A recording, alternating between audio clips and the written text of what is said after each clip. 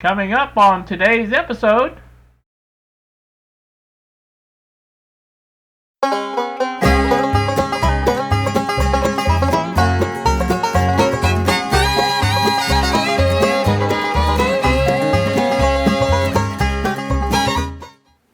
Good day, YouTube. I'm back at the bench once more, and I am playing around with this. I thought I would pop off the cover and just see what I can see. You know, that's always a good first start, I think. Basically, see where you're at and what's going on and how's what and where's when, as they say. So, I'm going to let you watch, or maybe I'm going to let you watch. I may speed it up, who knows. But anyway, we'll see what happens.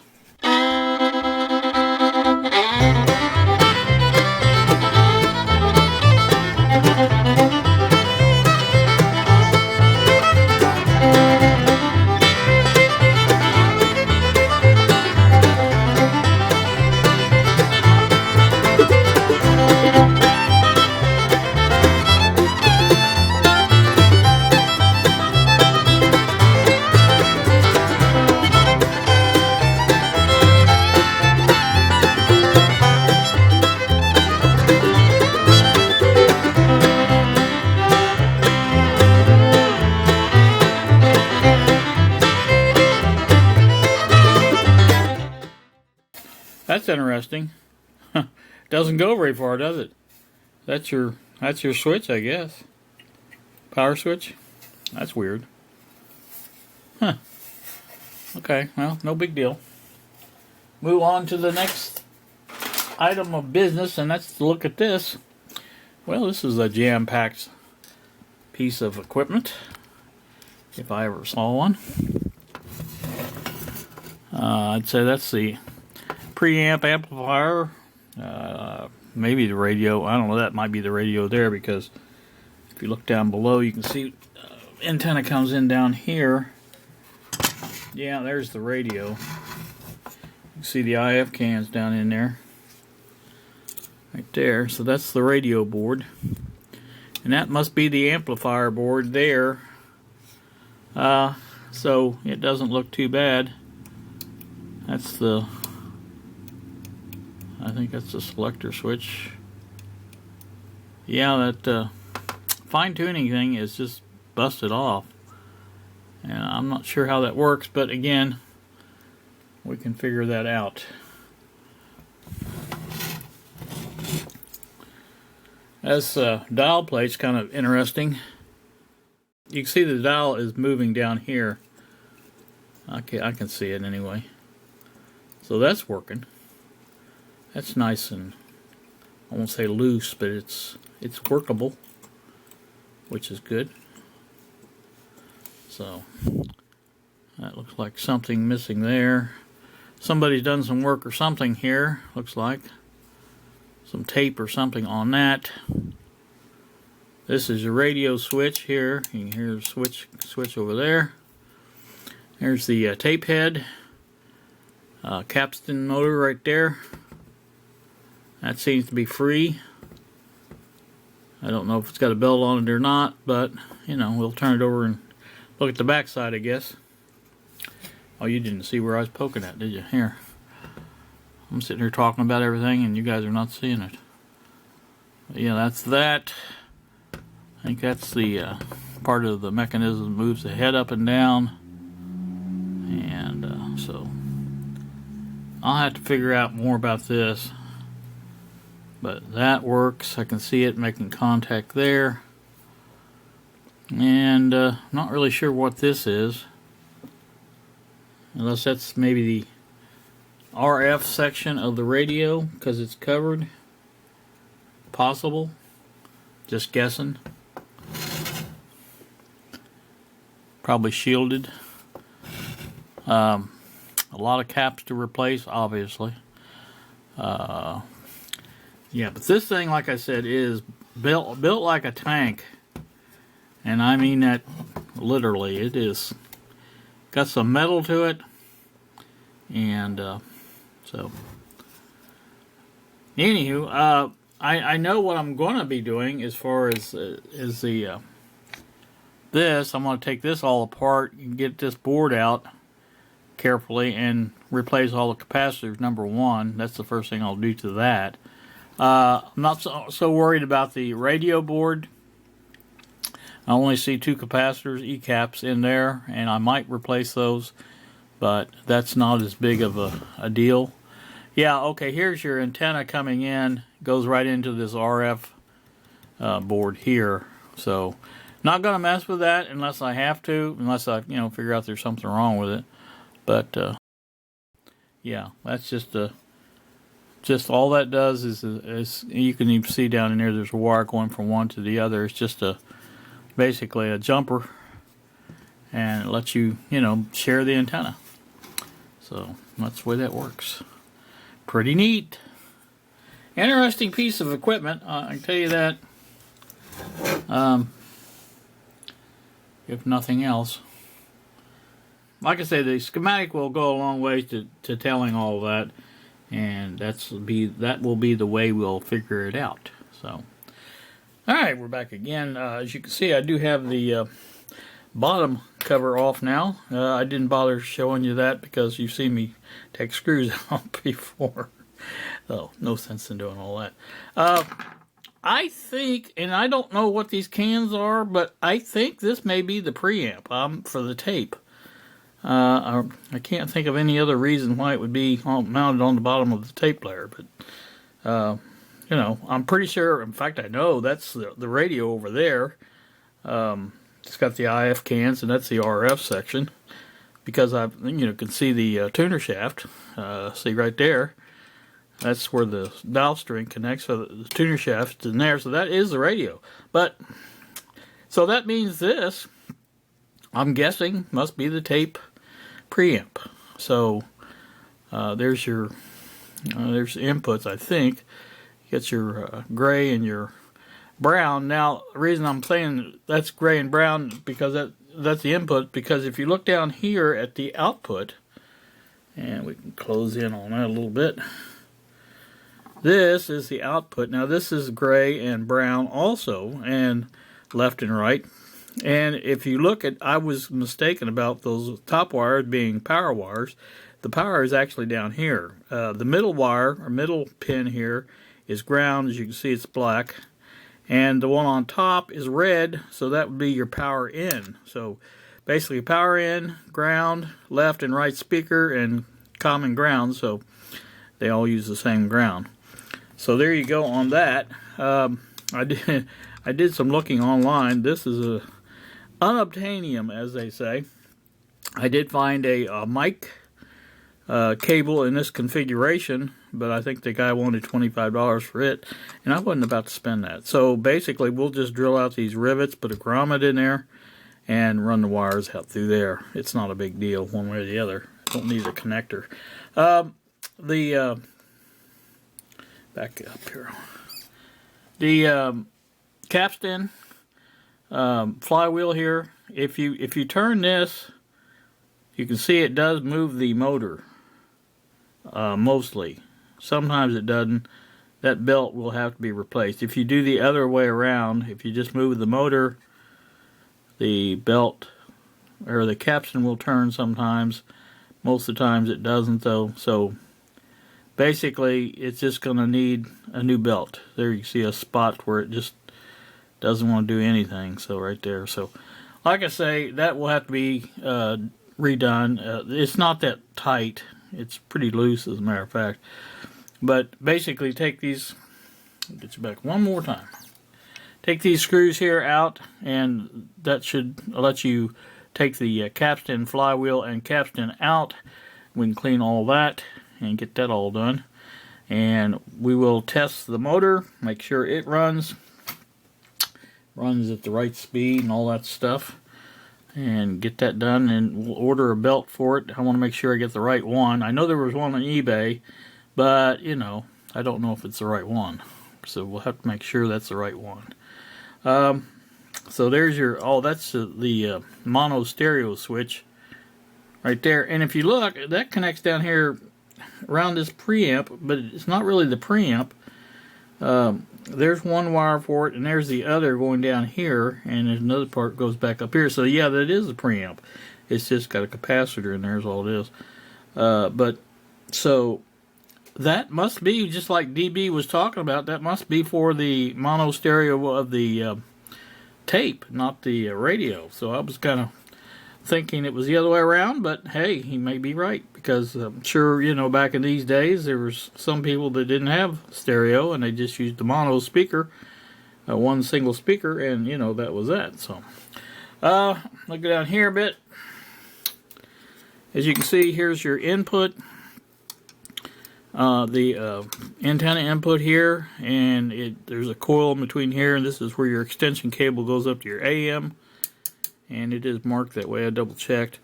These are your final outputs here for the audio, and we know what they look like. Hoping all that is good, because those are probably unobtainium too. But anywho, that's I want to get this audio board out and get the caps changed on it, because there's quite a few of them, as you can see. So that will be one of our goals to do, and so I'm pretty pleased with how this looks inside. It's not that bad. It's not really dirty. I mean, it's not the cleanest thing in the world, but I mean, it's not too bad. You know what I'm saying? It's just kind of hard to explain. But things seem to turn okay. There's your tuner string again. I don't know where you've seen that before, but I'm not getting a very good picture of that there. But like I say, that turns this, and this turns that, and it turns the big wheel, the big black wheel, as you can see, I think. So there you go. That's how that works. A complicated mechanism, but it works, and that's all that matters to us. So, like I say, that's a pretty good look at the whole thing, I think. And this one of the things I didn't talk about too much on the video was this. Oh, I did want to show you the power switch too. Now this is the. Let me get you in here. This is the power switch for the tape. When you insert a tape in, it lifts this up here. Oops. You can see it's tilted in a way where it just lifts that up. And that there, in turn, there's a little micro switch back behind there that lets that come out. So it's a in-out type situation there for that. And if we look at the back of the switch, we can see there that it is a 6-pole switch. In other words, there's 1, 2, 3, 4. That's in the middle, and there's 2 on the bottom. Now the 2 on the bottom are tied together, and there's an orange wire going to them. There's a black or a green and a red here, and a white, yellow here on this side, and on the other side is a purple. So that will be our power switch. Now I'm sure with it being two pole that it controls one controls the motor and one controls the preamp and amplifier section. In other words, the audio. So that's just the way I see it. Now, obviously, when we hook in our SD card and Bluetooth module, we will not use the preamp. We won't need that, and we won't need the motor. So the only thing we're going to be needing is the audio amp over here. You can hear me, but you can't see me. So that should be a way to do that, power that up by individually instead of having to power up the preamp and that. There's no sense in powering up the preamp, because the only thing the preamp is there for is to take the output from the head and amplify that a little bit. It's kind of like, if you think of it like a phono preamp, basically the output from this head, magnetic head, is not very, it's not line level, we'll put it that way, and it needs to be amplified a little bit before you actually put it into the same amplifier board that the radio uses. So there you go, that's that. Also, I wanted to point out these, I know I alluded to them a little bit, but I didn't really point them out too much. These wires here that are taped up. I moved them up out of the way a little bit. You can see both of them there. One of them is the indicator light for the. They're located right here, and that's the other one. I'm thinking this will be the dial light to illuminate the dial, or this could be the dial light. I don't know, but one of them is the multiplex stereo light in the front. Here, as you can see, that light right there says FM stereo or multiplex, and that will be one of them. And then the other one, like I say, is just the dial light. I think this is probably the dial light because it would be more in the center, of the dial, I think. So, anywho, not important, but you know, just wanted to point that out. So now there is some dirt, grime down in here because there, you know, you got a tape, and there's particles that comes off the tape, and this will need to be cleaned out as good as possible. And of course, the capstan. But like I said, if you take those screws off the bottom of the flywheel holder, that whole capstan should come down through there and be able to be fixed or lubricated and cleaned really good. And if there's a bearing in here, we'll probably do the same with that. Try to get that out and clean it. And anything else that we can get to clean. Now, I'm not going to tear this apart down to each piece or anything like that. That's I'm not going to do that. But I will take cotton swabs and with alcohol on them. You can see that comes off pretty easy. So we'll get as much as we can out of there. So that's the plan on that. And like I said, one step at a time, I guess. But like I say, I want to make sure the motor works. And once we figure that out, and any of the power capacitors, the big filter capacitors, they're going to be changed. And hopefully on the audio board, I'll change all of those. I probably don't need to, but I want to. They're going to be mostly coupling caps, you know. So we want to get those changed out, and that's the way that's going to work. So, cool beans. Let's see what else is going on here with this, if anything. Like I said, I think that pretty much covers the whole thing. I think while I'm waiting on parts and waiting on the schematic to come in, I may try to clean this up a little bit. I'm hoping it can be cleaned fairly easily. Take some simple green and go over clean the junk off of it first. And let's see if I can reach the simple green here without killing everybody. Now this is highly diluted simple green. I've got the better stuff that I don't. I use this for the 3D printer. As you can see, wipe it off a little bit and see what it does. You can pretty much tell really quickly what it's going to look like, if it's working or not. Seems to be taking some of that off. Like I said, it's not going to take all of it off. But that's what the polishing wheels are for and things like that. I'd like to have this front, you know, clean and shining as best as possible, because this will be sticking out of the console that I build. And I haven't made up my mind yet. Of course, it's going to help to know exactly how I'm going to do that. But I haven't made up my mind whether or not to mount the part for the SD card Bluetooth on top of this, which I think I may, because you know it's going to be sticking out, or I may make it into the console itself. Like I said, my plan is to add a couple of RCA jacks in the back, and now I got to find my blue rag. Here it is. Wipe this off and see what it looks like. May have to be done a couple of times to get most of the stuff off. I think some of it came off.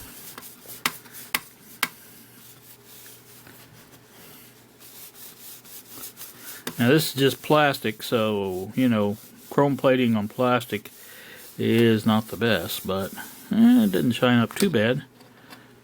So, you know, can't complain too much about that. That would be acceptable. I mean, there's a couple of spots here. Might have to go over those again, but like I said, for the most part, that's not too bad. And I don't think polishing would help that, because like plastic really doesn't help that much on it, because there's the chrome plating on this is probably super thin, and polishing, buffing, or what do you want to call it, would probably go through that pretty easy. So probably wouldn't want to do that. So I think just cleaning it, I think that's going to help immensely. As you can see, it's got a nice shine to it. And of course we'll clean all the front pieces and things like that as well, and get this all ready to go back in. I'll clean the back of it so it fits in properly. It's not got all this dirt in there. And that face has 3 screws in it. There's one here on each end and one on the bottom. I'll have to replace 2 of them because one of them is all I had in there. So that will be done, no problem. So that is good. Again, we can eliminate that switch too, because if I want to put something in, see, I don't think that's even going to be sticking out so you can even get to it. I think the only thing it's going to show is this part here, and like I said, I believe that's the way it's going to work. So anywho, I'm rambling now, so I'm going to get off here. I'll put this together and we'll make a part 1 of this, and let you know, or let you see what we got. I might wait until the schematic comes in. I don't know for sure, and we might take a look at the schematic. Alright, that's going to do me for this first little part of this. Probably the next time you see this, I'll have the schematic. As I started to say before, I don't think the schematic is going to get here till next Saturday. Today is Sunday, and for some reason, I don't know if they're using the USPS, and I don't even know what it's called anymore, but it's for books and things like that. There's a special class they send for books, and sometimes that gets a little slower. I know it's been taken to the post office, I think LA. So anyway, that's what we're waiting on. So there's also a chance that once it's in the post office, which it is, it may be faster than they're saying. You know what I'm saying? Sometimes that happens. But it's probably the rate they use for the books, and that is not probably a priority type system where they, make sure you get it quick and things like that. So we'll see. But as soon as I get the schematic and stuff like that, I'm going to try to take a picture of it. Because it's in a book, and those are difficult to see at best. I'm going to take a picture of it with my phone, and I'll be able to maybe put that up on the screen as well. Anyway, that's that. And like I say, we'll come back later with this, so you guys join me then.